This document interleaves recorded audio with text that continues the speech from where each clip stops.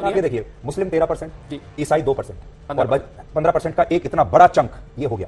और इसको सिर्फ कांग्रेस पार्टी ने ये कहकर कि हम बजरंग दल पर प्रतिबंध लगा देंगे, और ये कहकर उन्होंने 15% का ये जो कंसोलिडेशन है इसे कर लिया। प्लस दलित गोदी मीडिया के बंदरों ने कर्नाटक में हारने जा रही भाजपा के लिए बलि का बकरा जेपी नड्डा को बना दिया। लेकिन जो गोदी मीडिया का सरगना है, जिसका असली ठिकाना तिहाड़ जेल है, ऐसे तिहाड़ियों को आज तक ने दिहाड़ी पर बैठा रखा है। तो ऐसे तिहाड़ियों से जनता और क्या ही उम्मीद कर सकती है, जो मोदी के प्यार में पागल हैं। एग्जिट पोल में कांग्रेस की जीत पर उसकी सांसें रुक रही हैं, चेहरे की हवाइयां उड़ी हुई हैं, जुबान लड़खड़ा रही है, लेकिन फिर भी हिंदू मुसलमान करने का आदी हो चुका ये तिहाड़ी कर्नाटक में भाजपा की हार के लिए मुसलमानों को जिम्मेदार बता रहा है।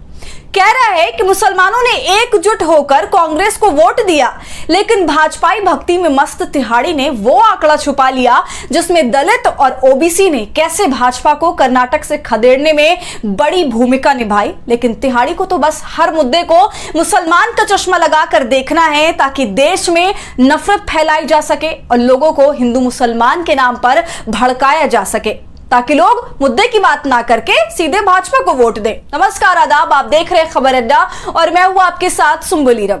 सारे एग्जिट पोल इस बात की तस्दीक कर रहे हैं कि कांग्रेस कर्नाटक में सरकार बनाने जा रही है, और जिस चैनल ने कांग्रेस को सबसे ज्यादा सीटें दी हैं वो है आज तक।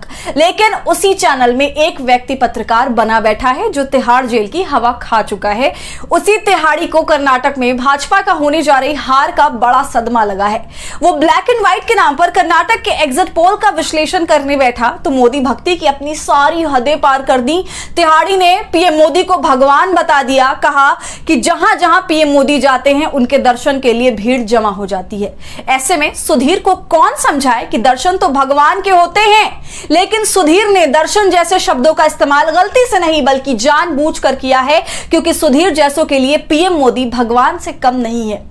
क्योंकि सुधीर भी जानता है कि पीएम मोदी का ही आशीर्वाद है जिसकी वजह से वो तिहाड़ जेल की जगह आज तक में अपनी रोजी रोटी का इंतजाम कर रहा है। अब इसके अलावा चुनाव के दौरान सारी मीडिया ने बजरंग दल को बजरंग बली से जोड़ने का मुद्दा बनाया, लेकिन जब एग्जिट पोल का नतीजा आया तो पता चला कि यह मुद्दा कर्नाटक में चला ही नहीं। सुधीर चौधरी ने एग्जिट पोल करने वाली संस्था सीएसडीएस के हेड से जब यह सवाल पूछा कि एक तरफ बजरंग बली का नारा था तो दूसरी तरफ बजरंग दल को बैन करने का वादा था। सुधीर आगे कहता है कि बजरंग दल को बैन करने का फायदा कांग्रेस को मिल गया, लेकिन जय बजरंग बली के नारे का फायदा बीजेपी को नहीं मिला। क्या हम इसे ब्लैक एंड व्हाइट में ऐसे देख सकते हैं? तो एग्जिट पोल करने वाले ने सुधीर चौधरी के मुंह पर दो टुक कह दिया कि हमने चुनाव के दौरान हजारों लोगों से बात की, कहीं भी बजरंग दल या बजरंग बली का मुद्दा था ही नहीं। ऐसे में सवाल ये उठता है कि क्या बीजेपी के इशारे पर मीडिया ने भी बजरंग दल और बजरंग बली को मुद्दा बनाने की कोशिश की थी? लेकिन कर्नाटक की जनता ने भाजपा के साथ मीडिया के एजेंडे पर भी लात मार दी। सुधीर चौधरी उसी शो में इस बात का जिक्र कर रहा है कि जैसे ही कांग्रेस ने बजरंग दल को बैन करने का मुद्दा उठाया तो मुसलमानों और ईसाइयों ने एक तरफा कांग्रेस को वोट दिया, लेकिन जय बजरंग बली बोलने वाले भाजपा को हिंदुओं ने एकजुट होकर वोट नहीं किया। ऐसे में सुधीर के इस खेल को हम उन आंकड़ों के जरिए बेनकाब करेंगे जो एग्जिट पोल में निकलकर सामने आए हैं। हकीकत यह है कि मुसलमानों की कर्नाटक में आबादी सिर्फ 13% है और उसका प्रभाव सिर्फ 13 सीटों पर ही पड़ता है।